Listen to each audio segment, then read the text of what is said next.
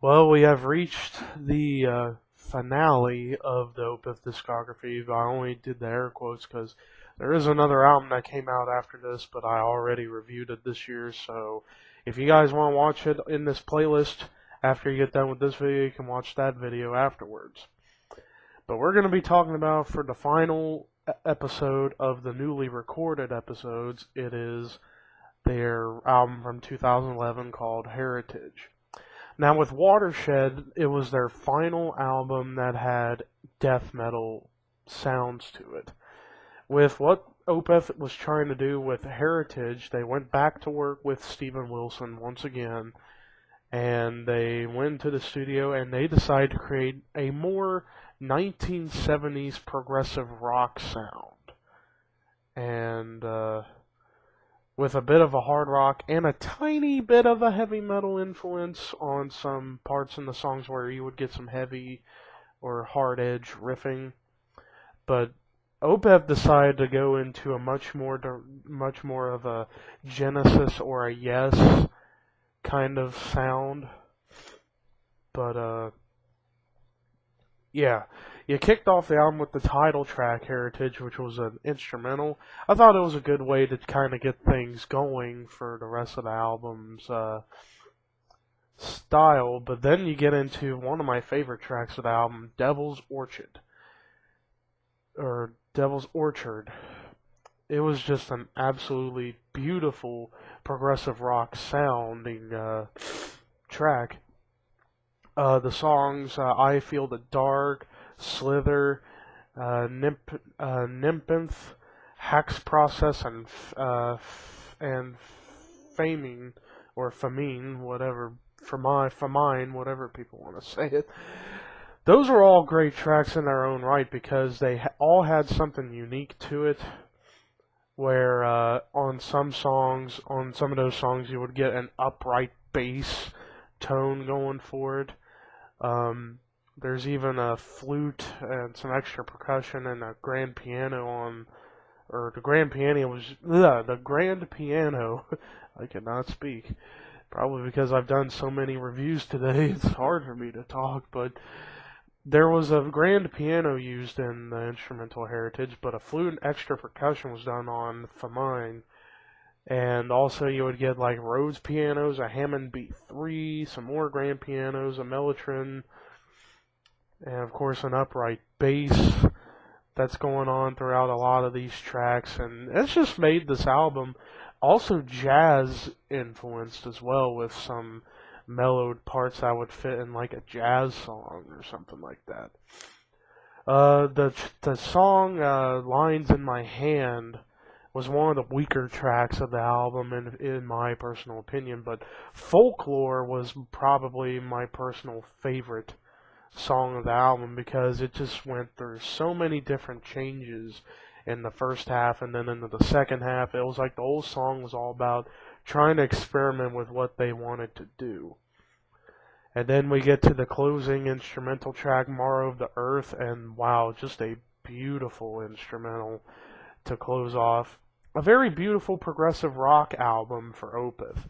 Kind of similar to Damnation, except a little bit heavier than Damnation. But I don't think this album was as heavy as Pale Communion. I thought Pale Communion was a pretty heavy progressive rock album in my personal opinion. So overall, with the production, it was great production. I mean, Michael and Steven Wilson still working on their musical marriage kind of stuff that would eventually lead to the formation of their collaboration project, Storm Corrosion, which they had an album a year later after Heritage came out. The album was definitely a progressive rock album with a hard rock edge and a bit of a metal component in certain riffs, but very jazzy.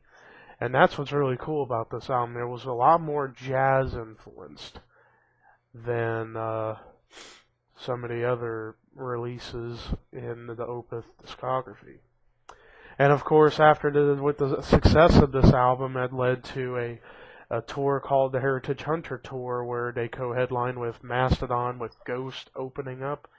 And Opeth still play the death metal songs live to this day, But as far as right now in the studio, they're not doing the death metal stuff. They're more doing like progressive hard rock kind of sounds, which is cool, but hopefully in the future they'll return to their old school sound that I loved so much from Blackwater Park, Still Life, Deliverance, and Ghost Reveries, and albums along those lines.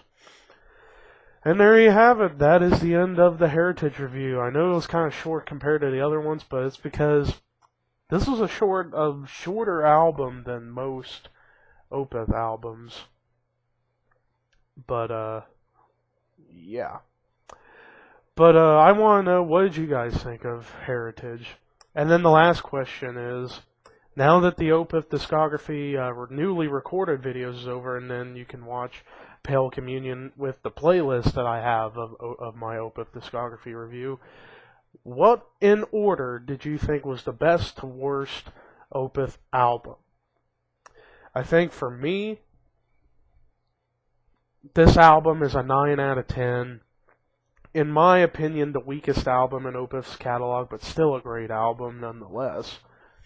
But if I were to say, like, favorite to least favorite of all 11 albums in their discography, Blackwater Park at number 1, number 2, Ghost Reveries, number 3, Still Life, number 4, Deliverance, number 5, My Arms Your Hearse, number 6, Morning Rise, number 7, Orchid, number 8, Watershed, number 9, Pale Communion, number 10, Damnation, and then number 11, Heritage. That would be my order if I had to do it off the top of my head. But, yep, that officially concludes the Opeth discography, at least for the, like I said, the newly recorded. But if you want to watch Pale Communion review, that will be on the playlist coming up after this. But thank you guys so much for watching these videos. This was fun to do the band's discography review for Opeth. It was an exciting journey over the last few days, listening to all the albums and just appreciating everything Opeth has done in their now about 20 and a half, or actually about near 25-year career. And we're almost to the 20th anniversary of Orchid being released.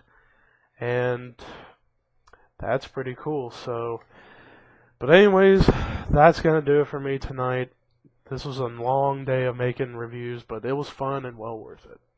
But anyways, I hope you guys have a good night.